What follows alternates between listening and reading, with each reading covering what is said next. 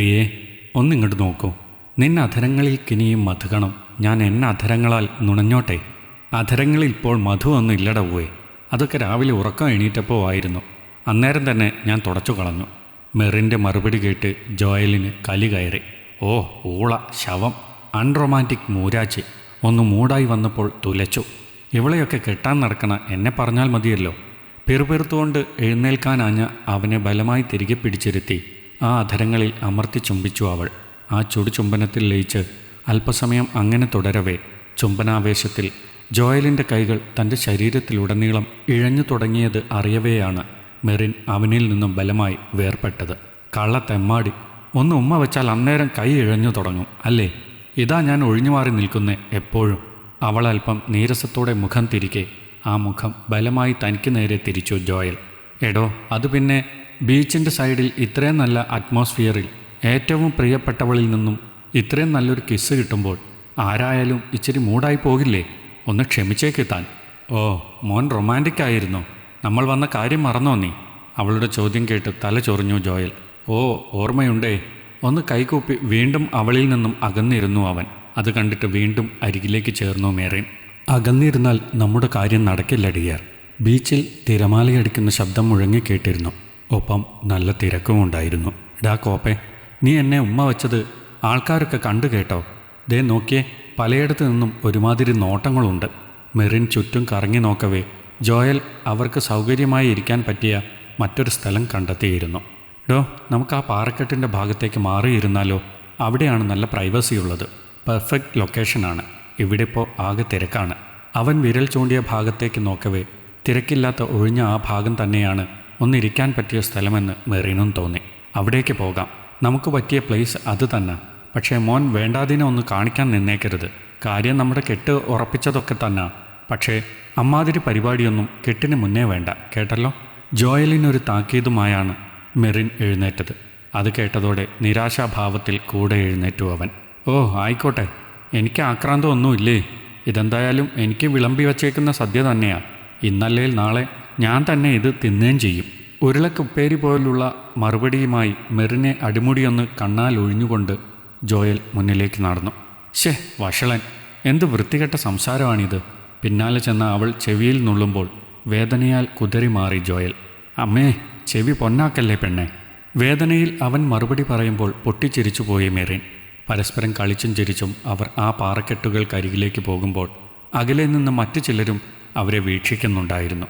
ആശാനെ, കണ്ടിട്ട് ലെവലും വേണ്ടാത്ത പണിക്കുള്ള പോക്കാണെന്ന് തോന്നുന്നല്ലോ. അതും നമ്മുടെ സ്ഥിരം സ്പോട്ടായ ആ പാറക്കെട്ടിനിടയിലേക്ക്. നമുക്ക് പണിയാകുമെന്നാ തോന്നുന്നേ. ചന്ദ്രുവിൻ്റെ ചോദ്യം കേട്ട് നകുലൻ്റെ ചുണ്ടിൻ്റെ കോണിൽ ഒരു വഷളൻ ചിരി വിടർന്നു. ഒപ്പമുള്ള മറ്റുള്ളവരും അവരെ തന്നെ നോക്കി നിന്നു. അവർ പോട്ടടാ, പോയാലല്ലേ നമുക്ക് പണിയാവുള്ളൂ. കണ്ടിട്ട് നല്ല ചരക്ക് പെണ്ണാണ്. ആ ചെറുക്കൻ്റെ തലയ്ക്ക് ഒരു കൊട്ട് കൊടുത്ത് മാറ്റി നിർത്താവുന്നതേ ഉള്ളൂ. ആദ്യം അവരുടെ ഡിങ്കോൾഫി ഫോണിൽ റെക്കോർഡ് ചെയ്യാൻ പറ്റിയാൽ അത് കാട്ടി പേടിപ്പിച്ച് സിമ്പിളായി അവളുടെ മേലിൽ കയറിയൊന്ന് അഴിഞ്ഞാടാം. കഴിഞ്ഞ ആഴ്ചത്തെ ആ ചുരുളൻ മുടിക്കാരി ഒരു മെനയില്ലായിരുന്നു. ഒരു സുഖം കിട്ടിയില്ല. ഇവള് കൊള്ളാം, കിട്ടിയാൽ ഒരു ബമ്പർ തന്നെ. നാവ് നുണഞ്ഞുകൊണ്ട് നകുലൻ പറയുമ്പോൾ കൂടെ നിന്നവരും കൊതിയോടെ തന്നെ നോക്കി നിന്നു. ആശാനെ, സൂക്ഷിച്ചു വേണം. റോഡിൽ പോലീസ് ജീപ്പ് ഒരെണ്ണം കിടപ്പുണ്ട്. പട്രോളിംഗ് ആകും. ഒച്ചയും ബഹളവും വെളിയിൽ കേട്ടാൽ പണിയാകാൻ ചാൻസ് ഉണ്ട്. റോഡിലേക്ക് നോക്കി ചന്ദ്രു ഓർമ്മിപ്പിക്കുമ്പോൾ ഒരു പുച്ഛം നകുലൻ്റെ മുഖത്ത് നിറഞ്ഞു. പിന്നെ ഒരു പോലീസ്, അവരിവിടേക്കൊന്നും ശ്രദ്ധിക്കാനേ പോണില്ല. നീ വാ, ചുമ്മാ സമയം വേസ്റ്റാക്കാതെ നമുക്ക് ആ പിള്ളേരെ ഒന്ന് വളയാം. അത്രയും പറഞ്ഞുകൊണ്ട് അവൻ മുന്നേ നടക്കുമ്പോൾ പിന്നാലെ ചെന്ന് ചന്ദ്രു ഉൾപ്പെടെയുള്ള പരിവാരങ്ങൾ. പാറക്കെട്ടുകൾക്കിടയിൽ അധികമാരും ശ്രദ്ധിക്കാത്തൊരിടത്താണ് ജോയലും മെറിനും പോയിരുന്നത്. ജോയൽ, വീട്ടിൽ പപ്പ വെഡ്ഡിംഗ് കാർഡ് സെലക്ട് ചെയ്തു കേട്ടോ. ദേ ഇപ്പോൾ വാട്സാപ്പിൽ ഡിസൈൻ അയച്ചു തന്നു. സംഗതി പൊളി. തൻ്റെ ഫോൺ ജോയലിന് നേരെ കാട്ടി അവനോട് ചേർന്നിരുന്നു മെറിൻ. ഇത് കൊള്ളാം, നല്ല ഡിസൈൻ. ഞാനും ഇതുപോലൊരു ഡിസൈൻ തന്നെ കണ്ടുവച്ചേക്കുന്നേ. പക്ഷേ കൺഫേം ആക്കിയിട്ടില്ല കേട്ടോ. അവർ പരസ്പരം സംസാരത്തിൽ ലയിച്ചിരിക്കവേ അറിഞ്ഞില്ല ചുറ്റും നകുലനും സംഘവും വളഞ്ഞത്. ആശാനെ, വീഡിയോയ്ക്ക് ഉള്ളതൊന്നും കിട്ടാനില്ല. നമുക്ക് ഇടിച്ചു കയറി അങ്ങ് ചെന്ന ഒരു സീനുണ്ടാക്ക്. അതാണ് നല്ലത്. ചന്ദ്രു അഭിപ്രായപ്പെടുമ്പോൾ അത് തന്നെയാണ് നല്ലതെന്ന് നകുലനും തോന്നി. കൂടുതൽ സമയം വെയിറ്റ് ചെയ്യാനുള്ള ക്ഷമ അവനില്ലായിരുന്നു. കാരണം അത്രമേൽ മെറിൻ്റെ സൗന്ദര്യവും മേനിയഴകും അവനെ കൊതിപ്പിച്ചു. പെണ്ണ് ചരക്ക് തന്നെ. ആശാൻ ഇന്ന് പൂണ്ട് വിളയാടും. നകുലൻ്റെ പരിവാരങ്ങൾ കൊതിയോടെ അവളെ അടിമുടി നോക്കി നിന്നു. അല്പസമയം കൂടി കഴിഞ്ഞാണ് തങ്ങളെ ആരോ വളഞ്ഞിട്ടുണ്ട് എന്ന കാര്യം ജോയൽ മനസ്സിലാക്കിയത്. മെറിൻ, ഇവിടെ ചുറ്റാകെ ആരോ ഉണ്ട്. ചാടി എഴുന്നേറ്റുകൊണ്ട് അവൻ ചുറ്റും കണ്ണോടിക്കുമ്പോൾ തങ്ങളെ കണ്ടു എന്ന് മനസ്സിലാക്കി നകുലൻ പതിയെ അവരുടെ മുന്നിലേക്ക് ചെന്നു. അത് കണ്ട് മെറിനും പതിയെ എഴുന്നേറ്റു. മക്കൾ രണ്ടാളും കാറ്റുകൊള്ളാൻ ഇറങ്ങിയേക്കുവാണോ? അതെന്താ രണ്ടാളും ഇവിടെ വന്ന് പമ്മിയിരിക്കുന്നേ? കടൽക്കരയിൽ നല്ല കാറ്റുണ്ടല്ലോ. വഷളൻ ചിരിയോടെ നകുലൻ അടുത്തെത്തുമ്പോൾ പിന്നാലെ പരിവാരങ്ങളും എത്തിയിരുന്നു.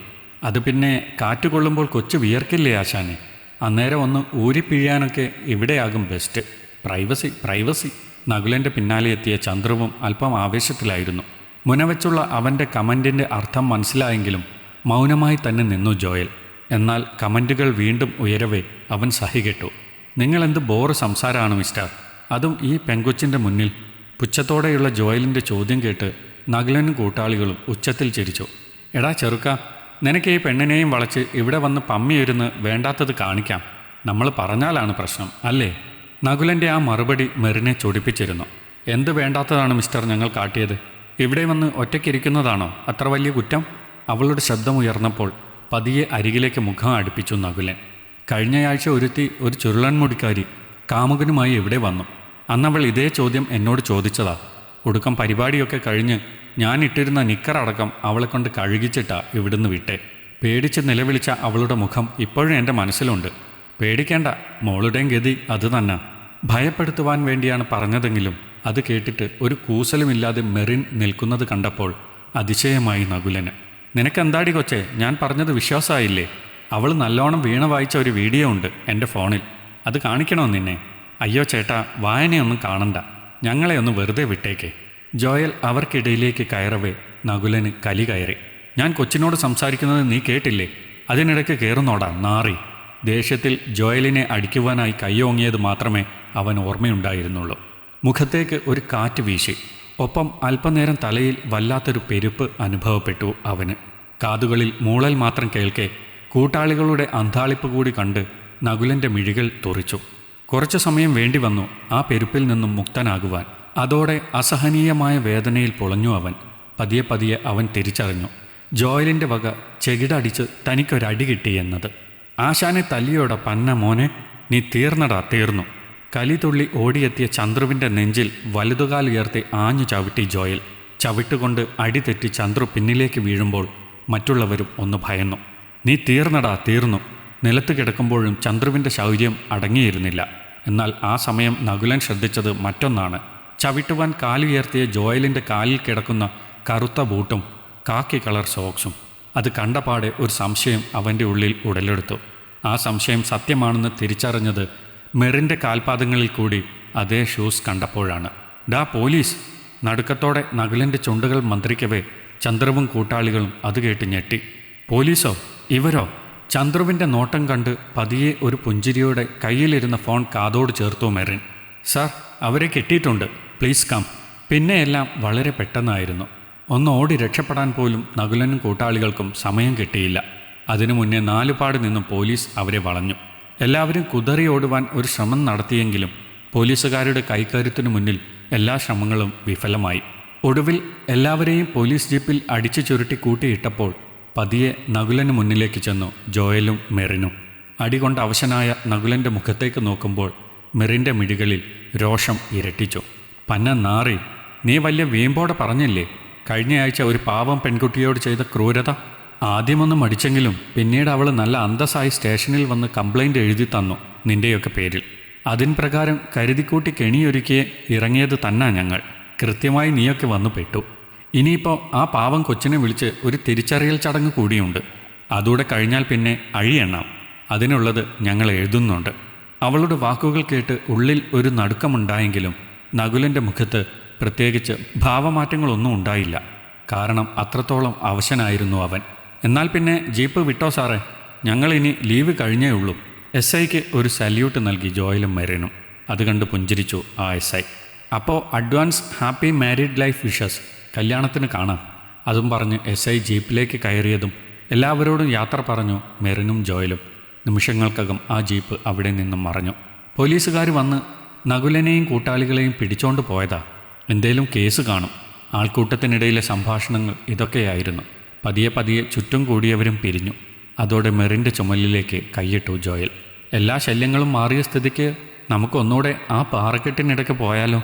ഒന്ന് കണ്ണിറുക്കിക്കൊണ്ട് അവൻ നോക്കുമ്പോൾ കൈമുറുക്കി അവൻ്റെ തലയിൽ ഒരു കൊട്ടു കൊടുത്തു മെറിൻ.